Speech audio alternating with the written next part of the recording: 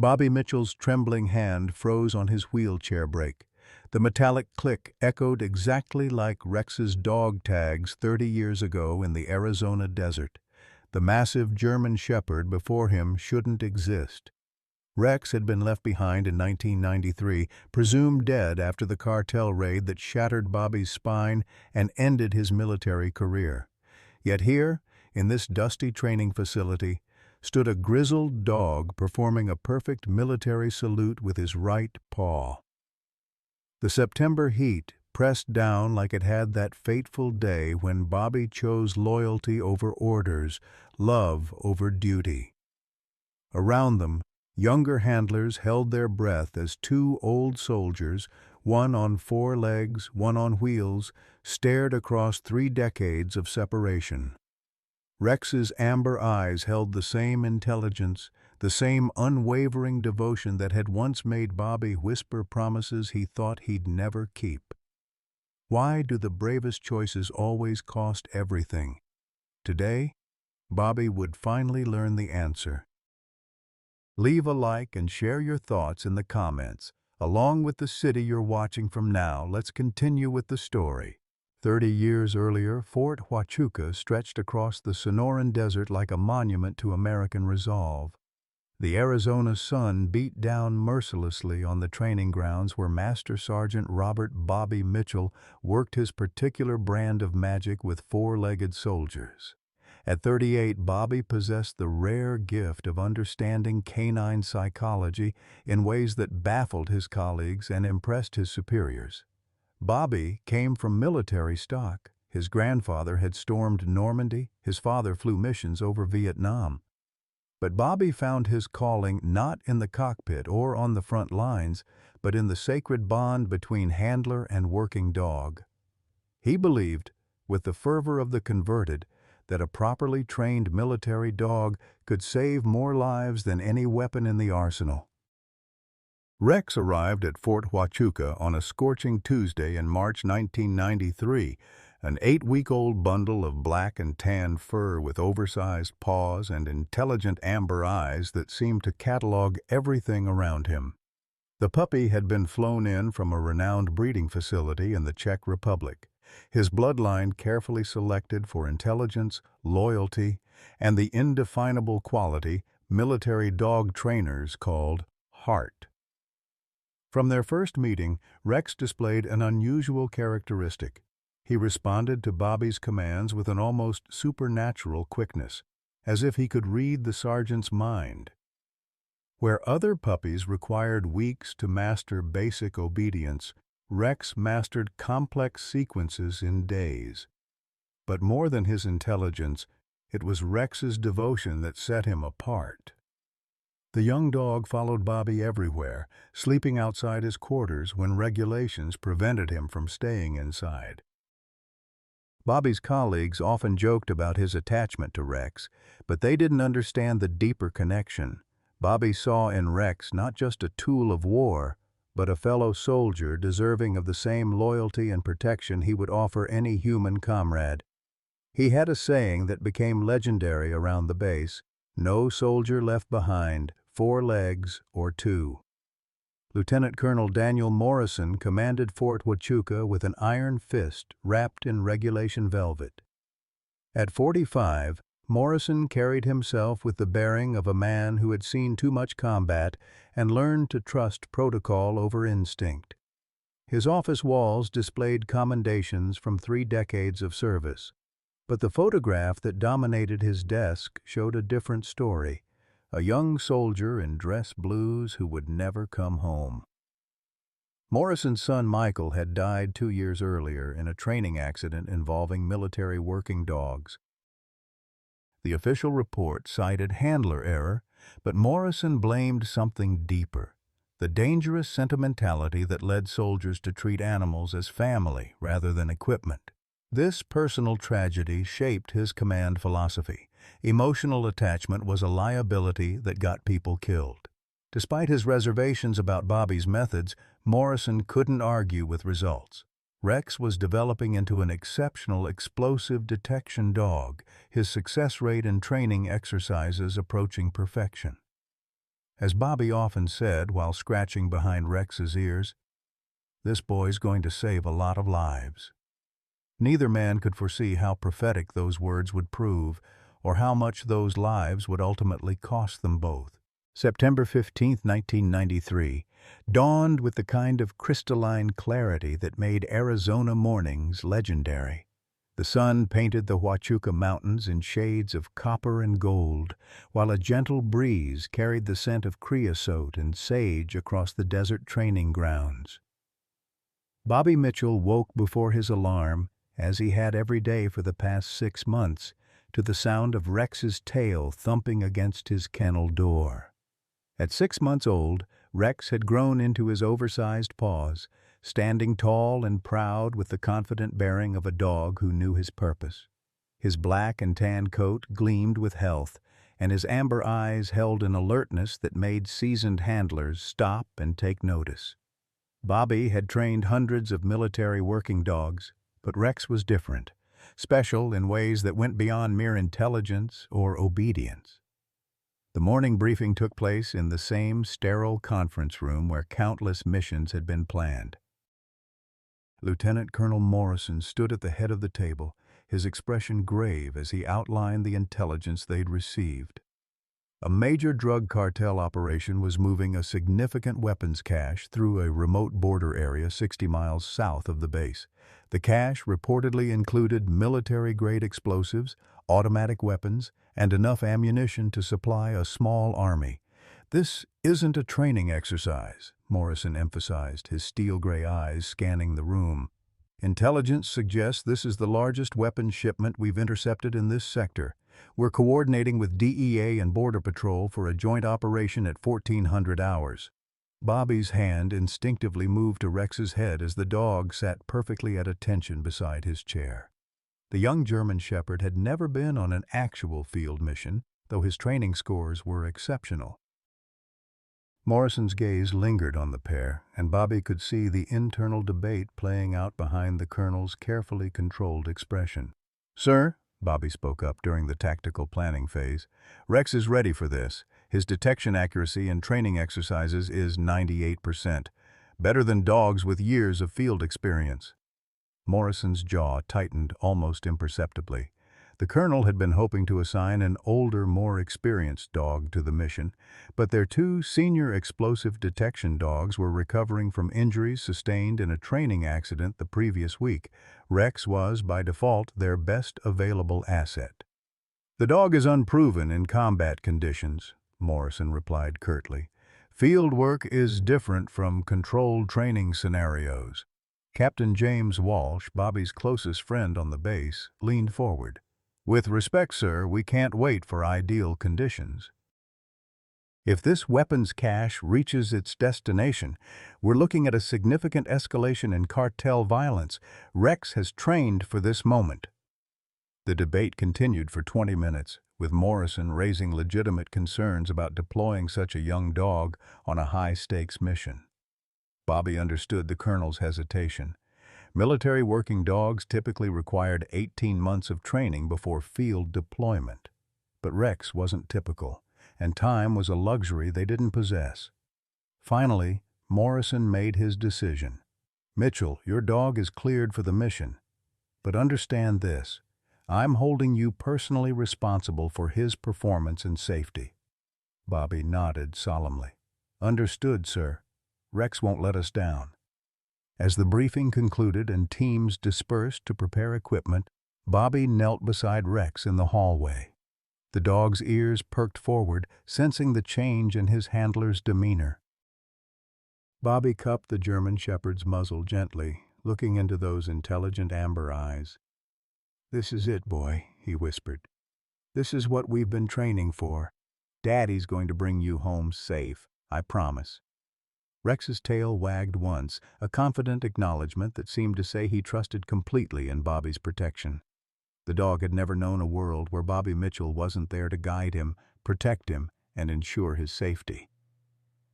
The afternoon preparation moved with military precision. Bobby checked and rechecked Rex's tactical vest, ensuring the protective gear fit properly without restricting movement. He inventoried their communication equipment, medical supplies, and emergency rations. Most importantly, he spent time reinforcing Rex's explosive detection commands, running through scenarios they might encounter in the field. At 1330 hours, the Joint Task Force assembled at the motor pool. 3 Humvees would transport the team to the target area, followed by a support vehicle carrying communications equipment and medical personnel. Bobby loaded Rex into the lead vehicle, the dog settling calmly into his designated position despite the obvious tension radiating from the human soldiers around him. As their convoy pulled through the base gates, Bobby felt the familiar mixture of anticipation and anxiety that preceded every mission. But this time was different. This time, he was responsible not just for completing the mission successfully, but for bringing home a young dog who trusted him completely, a dog who had become, in every way that mattered, family. The Arizona desert stretched endlessly before them, beautiful and unforgiving in the afternoon heat. Neither Bobby nor Rex could have imagined that within 4 hours, everything they knew about loyalty, duty, and sacrifice would be tested in ways that would forever change both their lives. The desert heat shimmered in waves across the rocky terrain as Bobby's convoy approached the target coordinates. Through his binoculars, he could see the abandoned mining facility that intelligence had identified as the cartel's staging area, a cluster of corrugated metal buildings and concrete structures that had been left to decay in the harsh Arizona sun for decades. Rex sat alert in the passenger seat, his nose twitching at scents carried on the desert wind. The German shepherd's ears rotated like radar dishes, cataloging every sound in the seemingly empty landscape. Bobby had trained him to remain calm during vehicle movement, but he could feel the dog's controlled excitement. Rex knew they were approaching work. "Target acquired," came the voice of Captain Walsh through Bobby's headset. "Thermal imaging shows possible movement in the main structure. Count approximately 6 to 8 individuals." Lieutenant Colonel Morrison's voice crackled over the radio from the command vehicle. "All units, maintain position. Mitchell, deploy your asset for preliminary sweep. We need to confirm explosive materials before we move in." Bobby checked Rex's tactical vest one final time, ensuring the protective gear was secure. The dog's amber eyes met his, and Bobby saw complete trust reflected there, the unwavering faith of a partner who had never been let down. "Ready to work, boy," Bobby whispered, running his hand along Rex's neck. The German shepherd's tail gave a single professional wag. He was ready. Bobby and Rex approached the perimeter on foot, using the natural cover of scattered boulders and abandoned mining equipment. The facility was larger than it had appeared from a distance, a maze of interconnected buildings that would provide countless hiding places for both weapons and ambushers. Rex immediately went to work, his nose methodically searching for the distinctive chemical signatures of explosive compounds. Within minutes, he alerted at the entrance to the main building, a sharp, focused sit that indicated a positive detection. "Positive hit on Structure 1, Bobby radioed. "Rex is indicating significant explosive materials inside." The response came from Morrison. "Copy that. Hold position while we coordinate with DEA units." But as Bobby waited, Rex suddenly tensed, his body language shifting from professional alertness to active alarm. The dog's hackles rose and a low growl rumbled in his chest, a warning Bobby had learned to trust implicitly. "Something's wrong," Bobby whispered into his radio. "Rex is indicating imminent threat." The words had barely left his mouth when the desert erupted in violence. Automatic weapons fire exploded from concealed positions around the facility. The cartel had been expecting them. This wasn't a simple weapons storage operation. It was an elaborate ambush. Muzzle flashes sparked from rooftops and windows as AK-47 rounds chewed up the ground around Bobby's position. "Contact! Contact!" Captain Walsh's voice screamed through the radio. "We've got multiple hostiles with heavy weapons." Bobby threw himself behind a concrete barrier, pulling Rex close against his body as bullets whined overhead. The carefully planned, tactical operation had become a desperate firefight in seconds. Through his radio, he could hear Morrison coordinating the response from the command post, but the colonel's voice carried an edge of barely controlled panic. Rex pressed against Bobby's side, not from fear, but from training. Staying close to his handler during combat was fundamental to their partnership. But as Bobby assessed their tactical situation, his heart sank. They were pinned down with no clear escape route, and the hostile fire was intensifying. "Mitchell!" Morrison's voice cut through the chaos. "We need that building cleared.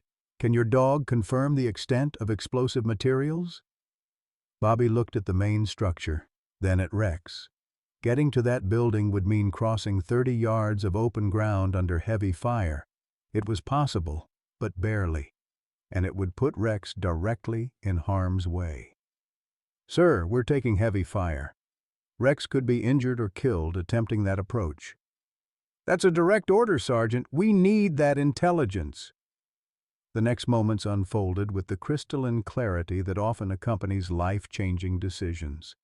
Bobby could comply with orders and risk Rex's life, or he could refuse and face court-martial. But as he looked into Rex's trusting eyes, the choice became clear. Rex had never failed him. Bobby wouldn't fail Rex. "Negative, sir. I will not risk my dog's life for intelligence we can gather through other means." Morrison's response was immediate and furious. "Sergeant Mitchell, you are in direct violation of a lawful order. Move that dog now." But Bobby had made his decision. Instead of advancing toward the building, he began working with Rex to find an alternate route that would allow them to gather intelligence while minimizing exposure to hostile fire. The German Shepherd responded perfectly, his training and trust in Bobby overriding the chaos around them. It was during this tactical withdrawal that disaster struck. A hidden sniper, positioned in an elevated hide that no one had detected, opened fire with a high-powered rifle. The first shot missed Bobby by inches, striking the concrete beside his head and showering him with fragments. The second shot found its mark. Rex yelped in pain and surprise as the bullet caught him in the shoulder, spinning him around and dropping him to the ground. Blood immediately began soaking through his tactical vest, and Bobby could see the dog's breathing becoming labored. "Rex is hit! Rex is hit!" Bobby screamed into his radio, abandoning all tactical protocol. "I need immediate medical evacuation." Morrison's voice came back cold and professional. "Negative, Mitchell. Maintain position and continue mission. The animal is expendable." In that moment, listening to his commanding officer write off Rex's life with bureaucratic indifference, Bobby Mitchell made the choice that would define the rest of his life. Rex wasn't expendable. Rex was family. And Bobby had made a promise. He scooped the wounded German Shepherd into his arms, feeling the dog's warm blood seeping through his uniform.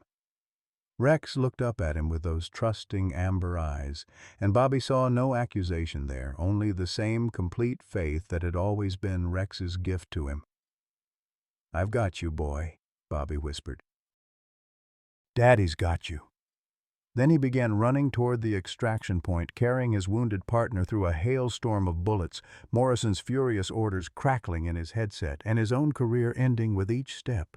Bobby ran through the desert with Rex bleeding in his arms, each step a prayer and a promise. The German Shepherd's weight, normally manageable, felt crushing as adrenaline began to fade and reality set in. Rex's breathing was shallow, his amber eyes flickering between consciousness and shock, but he never struggled against Bobby's grip. Even wounded, the dog trusted completely. Behind them, the firefight continued to rage. Captain Walsh's voice crackled through Bobby's headset, coordinating tactical movements and calling for air support. But Bobby's world had narrowed to the 60 yards between his position and the medical evacuation point, where Sergeant Maria Santos waited with her veterinary equipment. "Hang on, boy!" Bobby gasped, feeling Rex's blood warm against his chest. "Just hang on." The sniper who had wounded Rex was still active, his rifle reports echoing across the desert as he searched for new targets. Bobby zigzagged between boulders and abandoned mining equipment, using every piece of cover the terrain offered. Rex whimpered softly with each jarring movement, but Bobby could feel the dog's heart beating steadily against his chest, strong, determined, refusing to quit. 20 yards from safety, Bobby heard the distinctive whistle of an incoming rocket-propelled grenade. The explosion came from somewhere behind him, close enough to feel the heat wash over his back and pepper his legs with debris. The concussion wave knocked him off balance, sending him stumbling forward with Rex clutched protectively against his chest. That's when Bobby felt it, the sudden, cold numbness spreading up from his lower back. He tried to take another step and found his legs wouldn't respond. The sensation was immediate and terrifying, like someone had simply turned off a switch controlling everything below his waist. Bobby hit the ground hard, rolling to protect Rex from the impact. The German Shepherd yelped in pain, but Bobby's world was spinning into a nightmare of medical terminology he'd heard in training but never thought would apply to him. Spinal injury, paralysis, permanent disability. "Man down! Man down!" The voice belonged to Captain Walsh, who had witnessed Bobby's fall through his scope. "Mitchell is hit. Need immediate medical assistance." Sergeant Santos reached them first, her medical bag already open as she assessed both casualties. Bobby lay on his side, still cradling Rex, trying to process the fact that he couldn't feel his legs. The dog's breathing was labored but steady, his eyes fixed on Bobby's face with the same unwavering trust that had defined their partnership. "How bad?" Bobby asked Santos, though part of him already knew. Santos's expression told him everything before she spoke. "Bobby, I need you to stay calm. You've got debris in your lower back, and there's significant trauma to the spinal area. We need to get you to a trauma center immediately." "What about Rex?" "The bullet went through his shoulder. Missed major organs. He's going to be okay." Relief flooded through Bobby with an intensity that surprised him. Rex would live. Whatever happened to Bobby, Rex would survive. That knowledge made everything else bearable. The medical evacuation helicopter arrived within minutes, its rotors whipping desert sand into stinging clouds. As the medics loaded Bobby onto a stretcher, he refused to let go of Rex. The German Shepherd, despite his own injury, positioned himself as close to Bobby as possible, his muzzle resting on the edge of the stretcher. "Sir, the dog can't ride in the medical helicopter," one of the medics protested. "Then I'm not going either," Bobby replied with quiet finality. Captain Walsh intervened, his voice carrying the authority of field command. "The dog rides with his handler." End of discussion. During the flight to the trauma center in Tucson, Bobby kept his hand on Rex's head, feeling the dog's steady breathing beneath his palm. The German Shepherd never moved from his position beside the stretcher, even when the helicopter hit turbulence that made the medics grab for handholds. "Good boy," Bobby whispered, the words becoming a mantra. "My good boy." The doctors at the trauma center confirmed what Bobby had suspected. The explosion had driven metal fragments into his lower spine, severing crucial nerve pathways. The damage was extensive and irreversible. At 38 years old, Master Sergeant Robert Mitchell would never walk again. Rex's surgery was successful. The bullet had missed major blood vessels and organs, requiring only the removal of bone fragments and tissue repair. But as Bobby lay in his hospital bed, unable to feel anything below his waist, he found himself facing a future he had never imagined. Lieutenant Colonel Morrison arrived at the hospital 18 hours after the attack. Bobby had been expecting him, but nothing could have prepared him for the cold fury in his commanding officer's eyes. "Sergeant Mitchell," Morrison began, his voice clipped and professional, "you are hereby relieved of duty, pending a full investigation into your conduct during yesterday's operation. Bobby had been prepared for this, but the formal language still hit like a physical blow. "Sir, I understand the consequences of my actions." "Do you?" Morrison stepped closer to the hospital bed, his voice dropping to a harsh whisper. "Your insubordination compromised the entire mission. Your emotional attachment to that animal put every soldier in that unit at risk." "Rex saved lives," Bobby replied quietly. "His explosive detection prevented us from walking into a larger ambush. Rex is a tool, Sergeant, a piece of military equipment. You treated him like a pet, and it cost you your career and your legs." The words hung in the air between them, each one carefully chosen to inflict maximum damage. Bobby felt the familiar anger rising in his chest, but underneath it was something else. Pity for a man who couldn't understand the difference between equipment and family. "Sir, with respect, Rex isn't equipment. He's a soldier, and we don't leave soldiers behind." Morrison's laugh was bitter and humorless. "Your sentimentality has destroyed your life, Mitchell. I hope it was worth it." After Morrison left, Bobby lay in the darkness of his hospital room, listening to Rex's steady breathing from the veterinary bed beside him. The dog had been sedated for surgery, but he'd refused to stay in the veterinary wing. Hospital staff had finally given up trying to separate them. Captain Walsh visited the next day, bringing news from the base that Bobby had been dreading. The official report would list Bobby's actions as conduct prejudicial to good order and discipline. There would be no Medal of Honor, no recognition for his sacrifice. Instead, he faced medical discharge with minimal benefits and a permanent black mark on his service record. "It's not right, Bobby," Walsh said, his voice thick with emotion. "Every man in that unit knows you saved lives. Rex's detection work prevented us from walking into a kill zone." "Politics," Bobby replied with a bitter smile. "Morrison needs someone to blame for the mission going sideways. I gave him the perfect scapegoat." "What will you do?" Bobby looked at Rex, who was awake but groggy from medication. The German shepherd's eyes were fixed on Bobby with the same unwavering devotion that had defined their partnership from the beginning. "I don't know," Bobby admitted. "But whatever I do, I'm doing it without Rex." That was the hardest part of his new reality. Military working dogs belong to the government, not their handlers. Rex would continue his service with a new partner while Bobby learned to navigate life in a wheelchair. The dog who had defined his purpose for the past 6 months would become a memory, another casualty of his choice to prioritize loyalty over orders.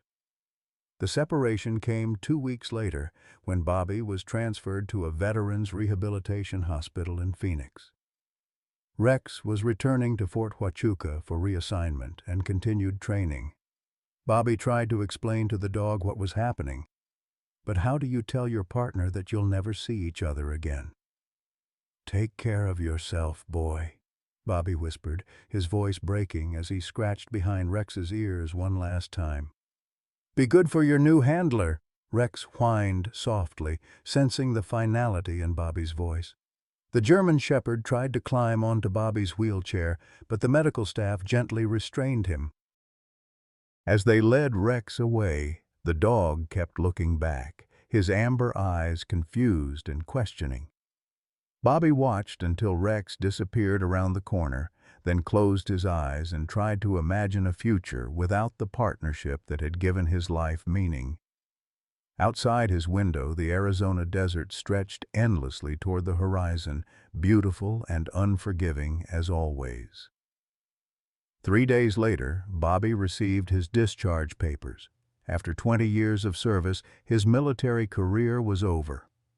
The documents were clinical in their language, reducing his sacrifice to bureaucratic terminology and regulation violations. There was no mention of lives saved, heroism displayed, or loyalty demonstrated under fire. Bobby folded the papers carefully and placed them in his bedside drawer. Then he reached for the photograph he'd kept since Rex's puppyhood, a picture of them together during training, both of them young and confident and certain of their shared future. "Good boy," he whispered to the empty room. "My good boy." It would be 30 years before he said those words to Rex again. The Arizona Veterans Medical Center in Phoenix became Bobby's world for the next 6 months. Physical therapy sessions stretched from dawn to dusk as he learned to navigate life from a wheelchair. The occupational therapists were patient and professional, teaching him how to transfer from bed to chair, how to drive with hand controls, how to live independently with paralyzed legs. But no amount of training could prepare him for the psychological adjustment. Every night, Bobby dreamed of Rex. In his dreams, they were still partners, still running together across the desert, still working as the perfect team they'd once been. He would wake to the harsh, fluorescent lights of the hospital room, remember his reality, and feel the crushing weight of loss all over again. Captain Walsh visited whenever his duties allowed, bringing news from Fort Huachuca that Bobby both craved and dreaded. Rex was struggling with his new handler, showing signs of separation anxiety and refusing to perform detection work with his previous enthusiasm.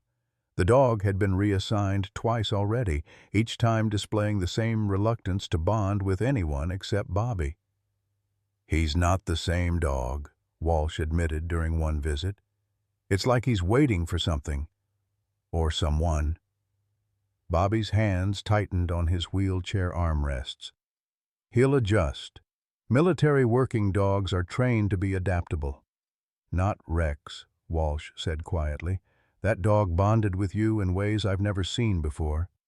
Morrison's talking about retiring him early if his performance doesn't improve." The thought of Rex being forced into early retirement because of their separation was almost unbearable. Bobby had sacrificed his career to save Rex's life, only to watch their forced separation destroy the dog's effectiveness as a military asset. The irony was bitter and complete. By spring of 1994, Bobby was ready for discharge from the medical center. He'd learned to live independently, mastered the basic skills of wheelchair navigation, and completed vocational rehabilitation training. The Veterans Administration had found him a small apartment in a subsidized housing complex specifically designed for disabled veterans. It wasn't much, a one-bedroom unit with reinforced bathroom fixtures and widened doorways, but it would be his first real home since leaving the hospital. The day he moved in, Bobby sat in his empty living room and tried to imagine filling the space with furniture, with purpose, with some semblance of a normal life. But everywhere he looked, he saw absence. The empty corner where Rex's bed should have been, the kitchen where no dog bowl would ever sit, the silence where the sound of paws on linoleum should have been. Bobby's disability pension was modest but sufficient for basic needs. The Veterans Administration also connected him with vocational rehabilitation services, and after several false starts, he found work at a local animal shelter. The irony wasn't lost on him, caring for unwanted dogs when he couldn't be with the one dog who mattered most. Working at the shelter was both healing and torture. Every German shepherd that came through the doors reminded him of Rex. Every intelligent gaze, every loyal disposition, every protective instinct triggered memories that were simultaneously beautiful and painful. But gradually, Bobby found purpose in helping abandoned animals find new homes. The first year was the hardest. Bobby struggled with depression that settled over him like a heavy blanket, making even simple tasks feel insurmountable. He attended therapy sessions at the VA, participated in support groups for disabled veterans, and tried various medications designed to help with his adjustment. But nothing addressed the core issue, the loss of his partnership with Rex. Captain Walsh continued to visit, and through him, Bobby learned that Rex's situation hadn't improved. The German Shepherd had been through 4 different handlers in 18 months, showing the same pattern each time: initial cooperation followed by gradual withdrawal and performance decline. Morrison was growing increasingly frustrated with the dog's inability to form new partnerships. "He's healthy," Walsh reported during one visit. "Physically, he's in perfect condition, but mentally it's like part of him shut down when you left." Bobby felt a familiar stab of guilt mixed with something that might have been hope. If Rex was struggling too, did that mean their bond had been as meaningful to the dog as it had been to Bobby? In 1995, Bobby received unexpected news. Captain Walsh called to inform him that Rex had been officially retired from active duty. At only 2 years old, the German Shepherd was being medically retired due to behavioral issues incompatible with military service. "What happens now?" Bobby asked, his heart racing. "He'll be placed in a military working dog retirement program. There's a facility that specializes in caring for retired service dogs." Bobby's first instinct was to ask if he could adopt Rex, but he stopped himself. His small apartment wasn't suitable for a large dog, and his financial situation was precarious. More importantly, he wasn't sure he could handle the daily reminder of everything he'd lost. Instead, Rex went to the Military Working Dog Retirement Center at Lackland Air Force Base in Texas. Bobby received periodic updates through Walsh. The dog was healthy, well cared for, but remained aloof with handlers and other dogs. Rex had essentially become a beautiful, intelligent recluse, living out his days in comfortable isolation. As months turned to years, Bobby slowly built a new life. He was promoted to supervisor at the animal shelter, earning recognition for his intuitive understanding of dog behavior and his ability to match difficult animals with suitable families. He bought a small house with a wheelchair-accessible design, complete with a fenced backyard that remained perpetually empty. Bobby never owned another dog. When friends and colleagues suggested he adopt one of the many animals he helped place, he always found reasons to decline. No dog could replace Rex, and Bobby wasn't interested in substitutes. The nightmares began in his 3rd year of civilian life. Bobby would dream of the firefight, of carrying Rex through the desert, of the moment when his legs stopped working.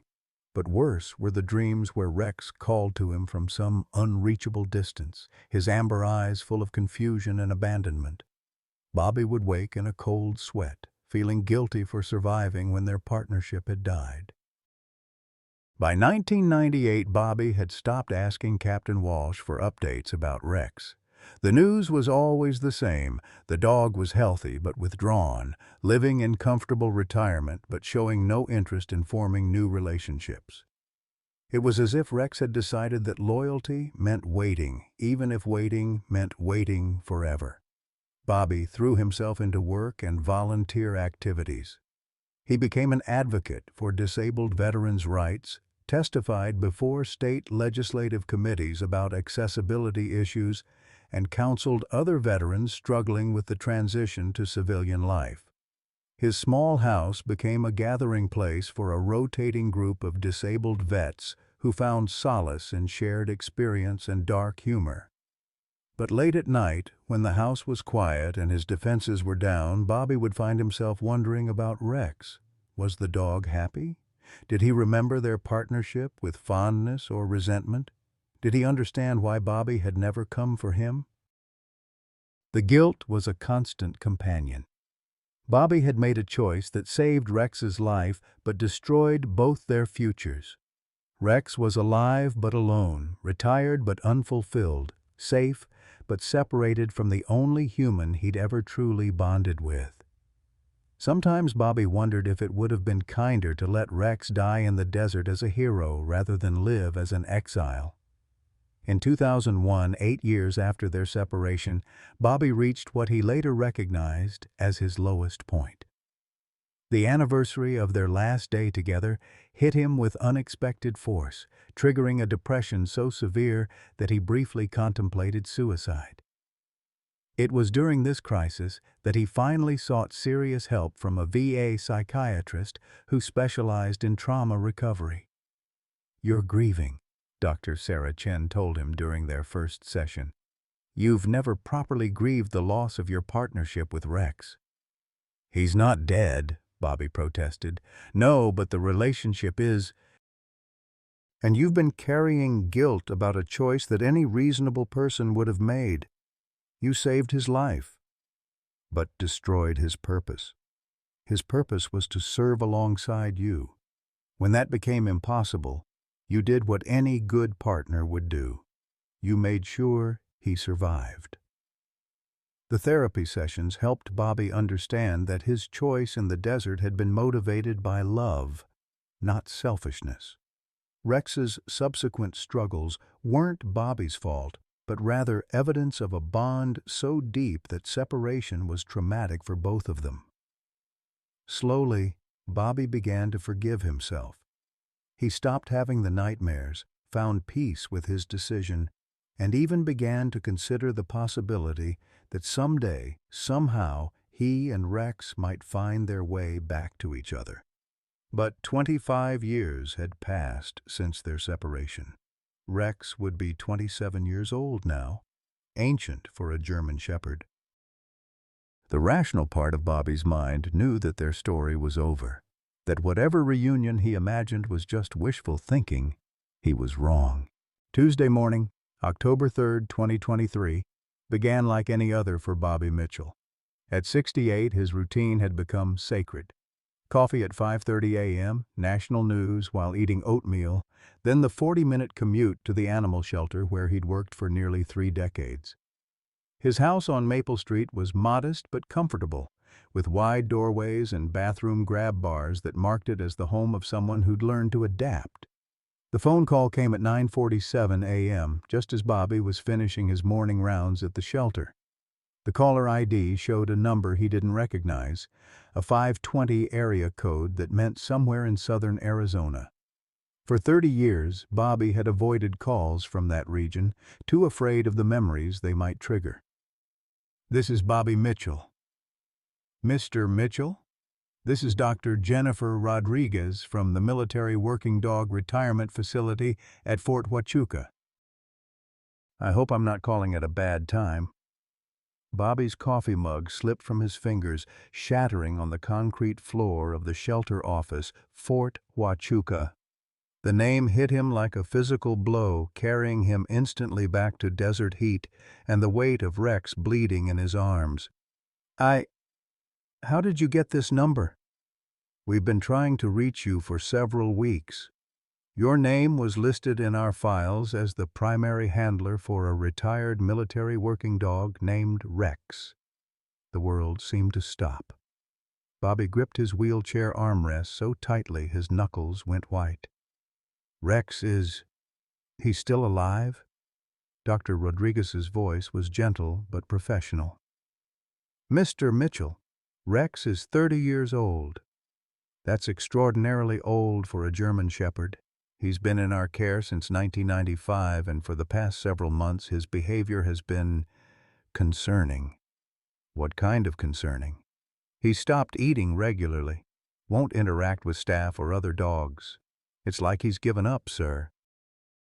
Our veterinarians say he's physically healthy, but mentally he seems to be declining rapidly." Bobby closed his eyes, trying to process information that felt surreal. Rex was alive.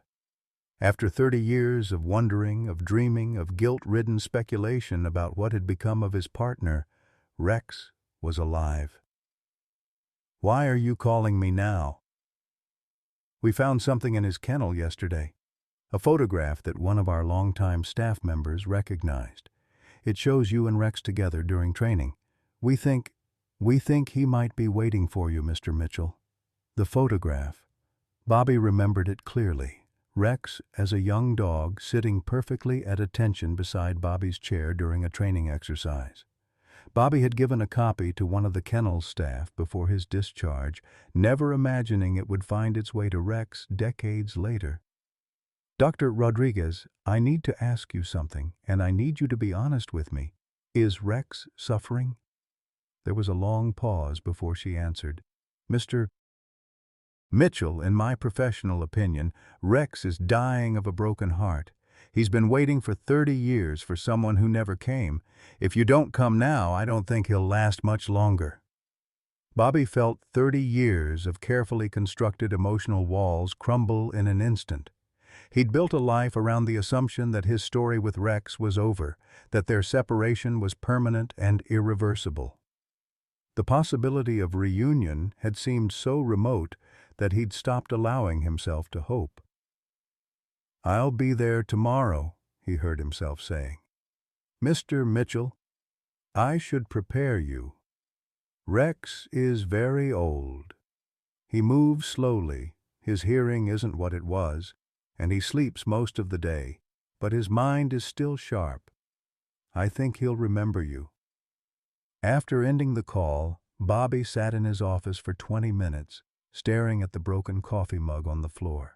His supervisor found him there, tears streaming down his weathered face. "Bobby." "What's wrong?" "I have to go to Arizona," Bobby said quietly. "There's someone I need to see." The drive from Phoenix to Fort Huachuca took 4 hours, but for Bobby it felt like traveling through time. Every mile marker brought back memories he'd tried to bury. The weight of Rex in his arms, the sound of gunfire, the moment when his legs stopped working. But underneath the trauma was something else. Anticipation, hope, and a love that 30 years hadn't diminished. Bobby had called ahead to arrange the visit, and Dr. Rodriguez met him at the facility's main gate. She was younger than he'd expected, probably in her 40s, with the confident bearing of someone comfortable around large, potentially dangerous animals. "Mr. Mitchell, thank you for coming so quickly. I should warn you, Rex is in the restricted area. We moved him there because he was becoming aggressive with other dogs." "Aggressive? That doesn't sound like Rex. Not aggressive in the way you might think." "He was protecting, like he was guarding something precious that only he could see." They drove through the facility in Dr. Rodriguez's Jeep, past exercise yards and training areas that looked remarkably similar to the ones where Bobby had worked 3 decades earlier. The Arizona desert hadn't changed, still harsh, still beautiful, still unforgiving to those who underestimated its power. "There's something else you should know," Dr. Rodriguez said as they approached a separate building. "Rex has developed some unusual behaviors over the years. He performs what our staff calls phantom drills, going through military exercises as if he's still working with a handler. Always the same routine, always perfect execution, but there's no one there." Bobby felt his throat tighten. "How often?" "Every day at 1400 hours. That's 2 o'clock civilian time. He's been doing it for 30 years, Mr. Mitchell. Never misses a day, never varies the routine." 1400 hours. 2 in the afternoon, the exact time their last mission had begun. The restricted kennel was larger than Bobby had expected, more like a small apartment than a cage. Through the chain-link fencing, he could see a large dog lying in the shade of a covered area. Even at a distance, Bobby recognized the distinctive black and tan coloring, though Rex's muzzle was now completely gray and his once powerful frame had grown thin with age. "Rex," Bobby called softly. The dog's head lifted slowly, ears rotating toward the sound. For a moment, Rex remained motionless, as if processing something impossible. Then, with great effort, he struggled to his feet. Bobby had prepared himself for the possibility that Rex might not remember him, that 30 years was too long for even the strongest bond to survive. But as their eyes met through the fence, Bobby saw immediate recognition flame in those amber depths, dimmer now, clouded with age, but unmistakably aware. Rex approached the fence slowly, his gait stiff with arthritis, but his focus laser-sharp.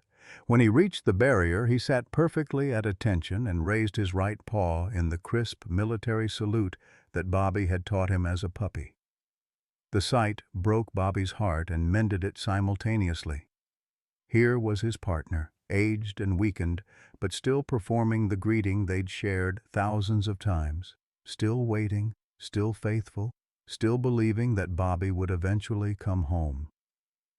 "Good boy," Bobby whispered, his voice cracking. "My good boy." Dr. Rodriguez unlocked the gate, and Bobby wheeled himself into the enclosure. Rex remained at attention until Bobby was close enough to touch, then slowly, carefully, lowered his great head onto Bobby's lap. The weight was different now, lighter, more fragile, but the gesture was exactly the same. Rex closed his eyes and released a long, shuddering sigh that seemed to carry 30 years of patient waiting. Bobby ran his hands through Rex's grayed fur, feeling the familiar contours of muscle and bone beneath his palms. The dog was thinner than he should be, his coat less lustrous than in his prime, but he was unmistakably Rex. More importantly, he was unmistakably content for the first time in 3 decades. "I'm sorry, boy," Bobby whispered. "I'm so sorry I left you waiting so long." Rex opened his eyes and looked directly at Bobby, and in that gaze was forgiveness, understanding, and a love that had never wavered despite years of separation and silence. They stayed like that for an hour, 2 old soldiers finally reunited, while Dr. Rodriguez watched from a respectful distance and tried to hide the tears streaming down her face. The peaceful reunion lasted only 2 days before reality intruded with the brutal efficiency of a medical diagnosis. Dr. Rodriguez found Bobby sitting beside Rex in the kennel at dawn on Thursday morning, both of them watching the Arizona sunrise paint the desert in shades of gold and amber. "Mr. Mitchell, I need to speak with you about Rex's condition." Bobby had been dreading this conversation since his arrival. Rex had rallied remarkably since their reunion, eating his first full meal in weeks and showing interest in his surroundings. But Bobby could see the signs that 30 years of veterinary work had taught him to recognize. The labored breathing, the way Rex favored his left side, the clouded look that occasionally passed across his eyes. "How long does he have?"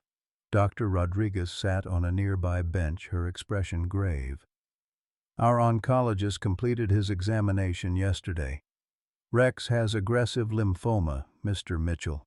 It's spread throughout his system. Without treatment, he has perhaps a week.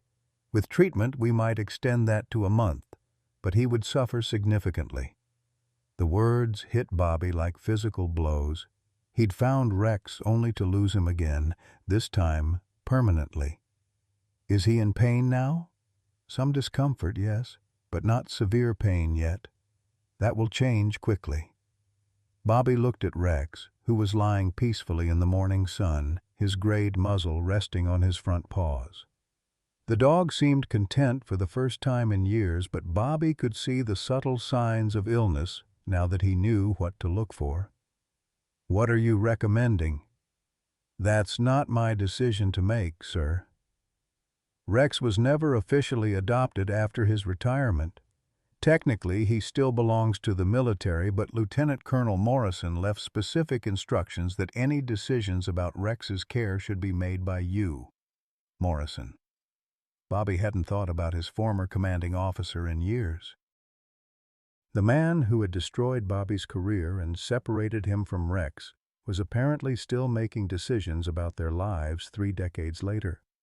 "Morrison is still alive? Retired in 2010 as a full colonel. He's been involved in Rex's care over the years. More than you might expect." Before Bobby could process this information fully, the sound of an approaching vehicle interrupted their conversation. A black sedan pulled up to the kennel facility, and Bobby watched in shock as a figure from his past emerged from the passenger seat. Daniel Morrison had aged considerably since 1993. Now, 75 years old, he moved with the careful gait of someone fighting arthritis and the accumulated weight of decades.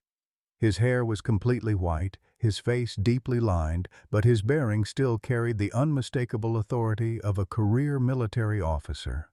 Morrison approached the kennel slowly, his eyes fixed on Bobby with an expression that was impossible to read.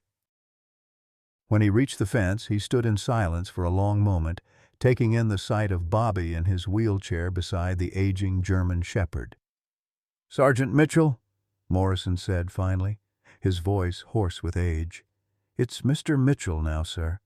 I was medically discharged, remember?" Morrison winced at the words, as if they carried physical pain. "Yes, I remember." Rex had noticed Morrison's arrival and struggled to his feet, moving slowly to position himself between Bobby and the newcomer. Even in his weakened state, the dog's protective instincts remained sharp. "Why are you here?" Bobby asked, his voice carrying 30 years of accumulated resentment. Morrison reached into his jacket and withdrew a manila envelope, his hand shaking slightly. "Because I've been wrong for 30 years and I'm running out of time to make it right." He handed the envelope to Bobby through the fence.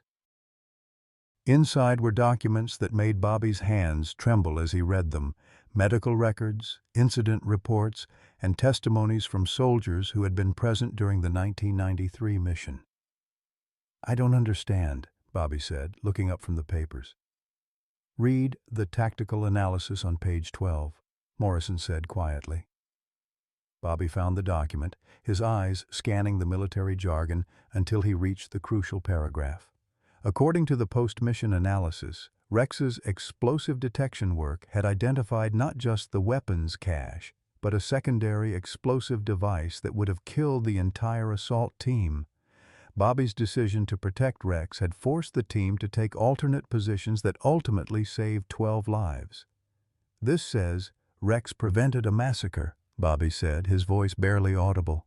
"The cartel had planned to let us find the weapons cache, then detonate a massive IED when we moved to secure it. Rex detected the explosive. Your refusal to abandon him forced us to change our tactical approach. 12 men went home to their families because of your insubordination." Bobby stared at the documents, trying to process information that contradicted everything he'd believed about that day. Why wasn't this in the original report? Morrison's answer came in a whisper. "Because I was too proud to admit I was wrong. Because I'd lost my son in a dog-related incident, and I blamed sentiment for getting soldiers killed. Because I was a fool who let personal grief cloud my judgment." The admission hung in the air between them like a confession at a deathbed. Morrison looked older than his 75 years, carrying the weight of a decision that had haunted him for 3 decades. "You destroyed my career," Bobby said, though the words lacked the anger he'd carried for so long. "I destroyed my own soul," Morrison replied. "Every commendation I received after 1993 felt like stolen valor. Every promotion was built on the lie that I had made the right call in that desert." Dr. Rodriguez had withdrawn to give them privacy, but Bobby could see her watching from a distance, clearly aware that this conversation had been building for 30 years. "What do you want from me?" Bobby asked. Morrison reached into his jacket again and produced a second envelope, this one bearing official military seals. "I want to give you what you should have received in 1993. Inside was a Medal of Valor citation, signed by Morrison himself and backdated to October 1993. The language was formal but clear.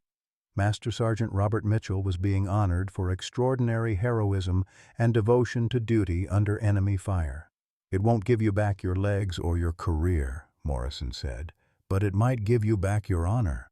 Bobby looked at the medal, then at Rex, who had settled back down beside his wheelchair but kept watching Morrison with wary eyes. "What about Rex? That's why I'm here." "Rex has been my responsibility since his retirement. I've paid for his care, made sure he was comfortable, visited him regularly. It was the least I could do." "You've been taking care of him?" Morrison nodded. "Every month for 15 years. The staff here probably thinks I'm a sentimental old fool, but I needed to do something to atone for my mistake." The revelation was staggering. The man who had separated Bobby and Rex had spent the last decade and a half caring for the dog he'd once dismissed as expendable equipment. "He never warmed up to me," Morrison continued. "Professional courtesy, nothing more. But I could see what I'd done to him. The way he waited, The way he performed those phantom drills every day at 1400 hours. He never stopped believing you'd come back. Bobby felt tears building in his eyes. Why didn't you contact me sooner? Pride, shame, cowardice. Pick your reason. Morrison's voice cracked slightly.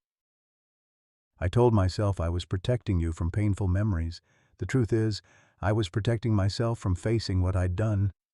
Rex stirred beside Bobby's chair, looking up at his handler with those amber eyes that had never lost their intelligence despite his age and illness.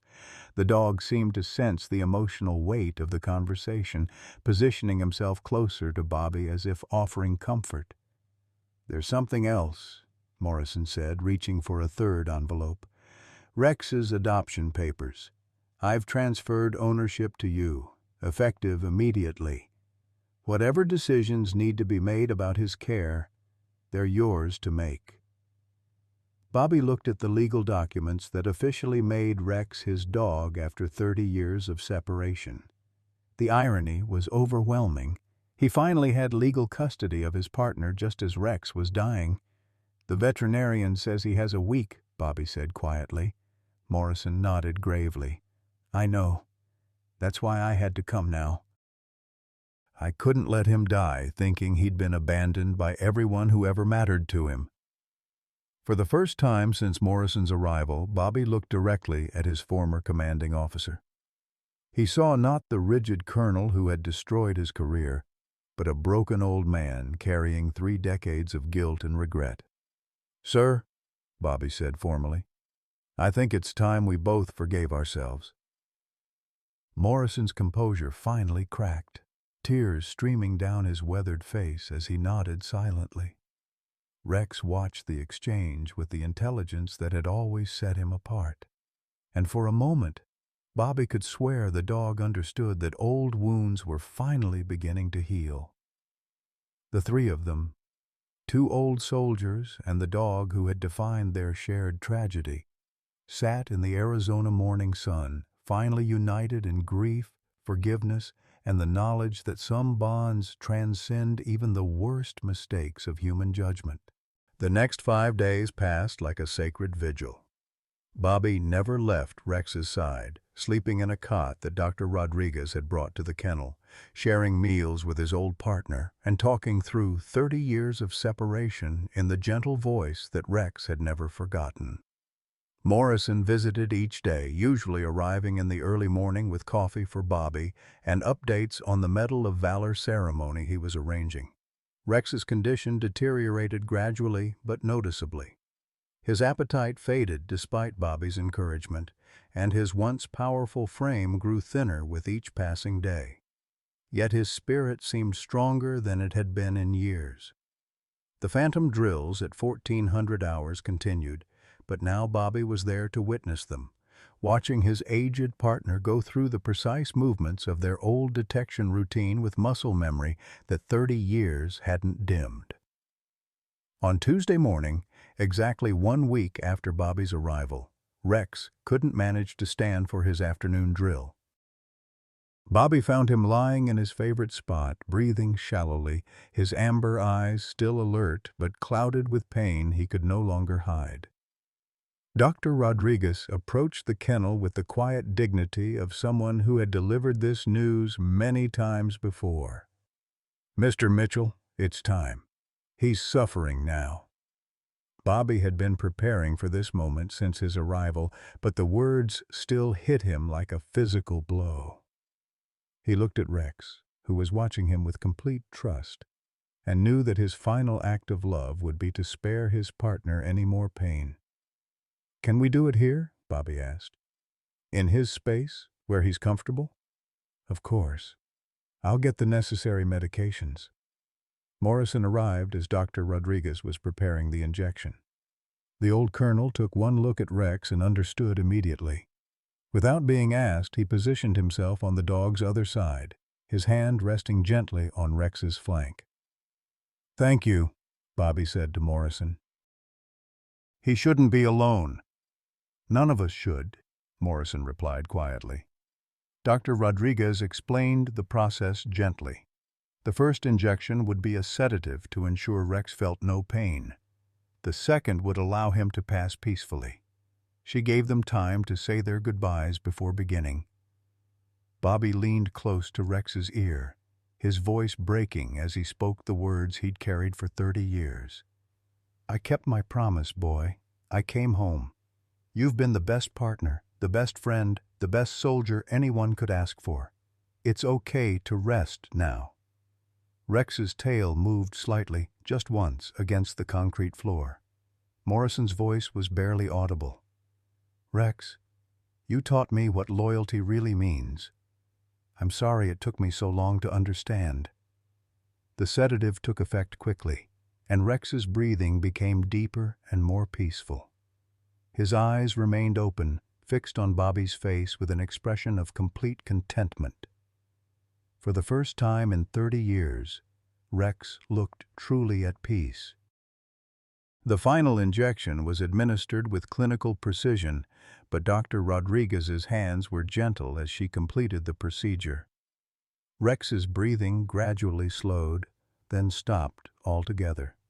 His eyes closed softly, as if he were simply falling asleep after a long, difficult day.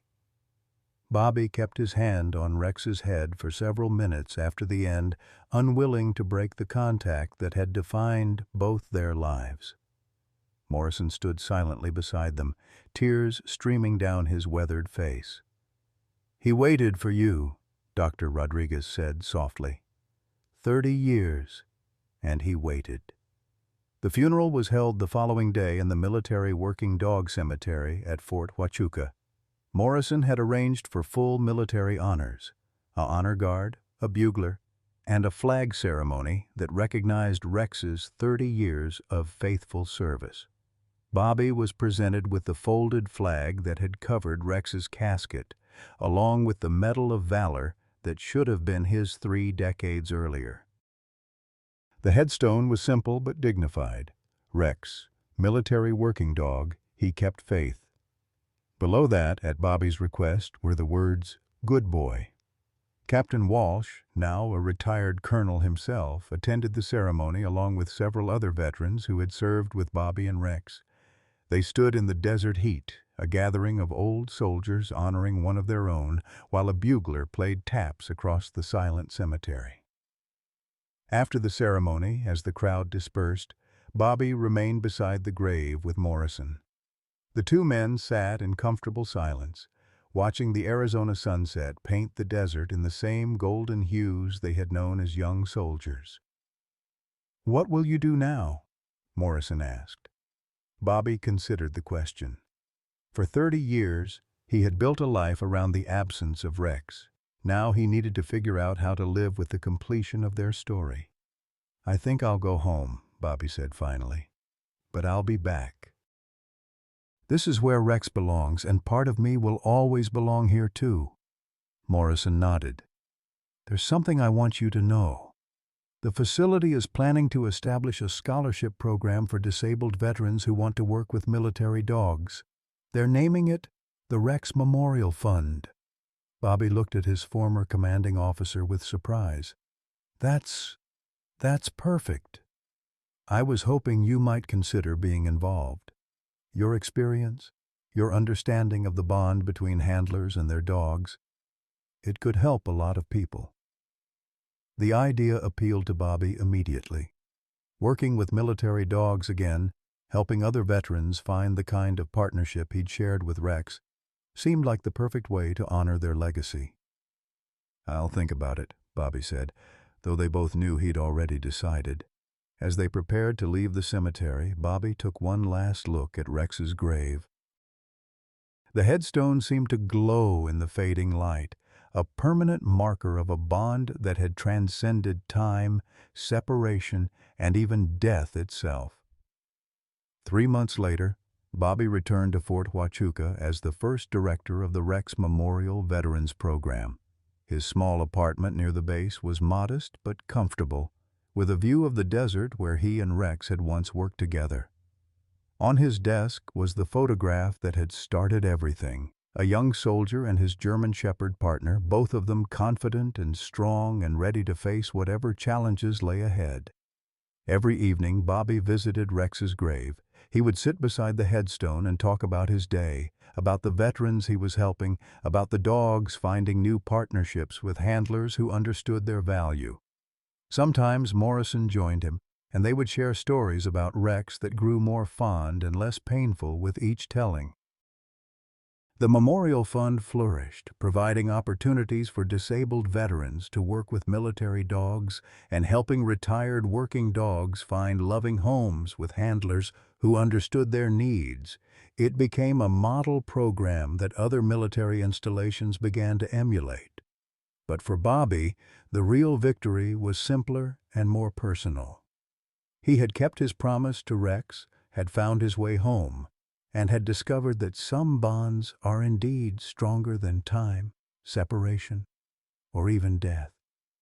Their story had ended not with tragedy, but with the quiet triumph of love finally, fully recognized. In the desert where it all began, under the vast Arizona sky that had witnessed their partnership, their separation, and their reunion, Bobby Mitchell finally found peace. And somewhere in that peace, he could still hear Rex's tail thumping against the ground and his own voice saying, as he had so many times before, "Good boy. My good boy." Sometimes the greatest victories aren't the ones that make headlines. They're the quiet triumphs that happen when love finally finds its way home. Bobby Mitchell's story reminds us that the bonds we forge in life don't disappear when circumstances tear us apart. For 30 years, he carried the weight of a choice that cost him everything, yet saved what mattered most. Rex waited with the kind of faith that puts human devotion to shame, proving that loyalty isn't measured in days or months, but in the unwavering belief that love always returns. As we navigate our own golden years, Bobby's journey speaks to every parent who worries their sacrifices went unnoticed, every grandparent who wonders if their legacy matters, every person who fears their love wasn't enough. Rex remembered. Rex waited. Rex forgave. In a world that often feels fractured and faithless, this story whispers a profound truth. The love we give away never truly leaves us. It waits patiently for the moment when we're ready to receive it back, transformed and multiplied. What relationship in your life deserves a second chance at connection? Have you ever experienced love that waited patiently through years of separation? Share your story below. Your words might be exactly what someone else needs to hear today.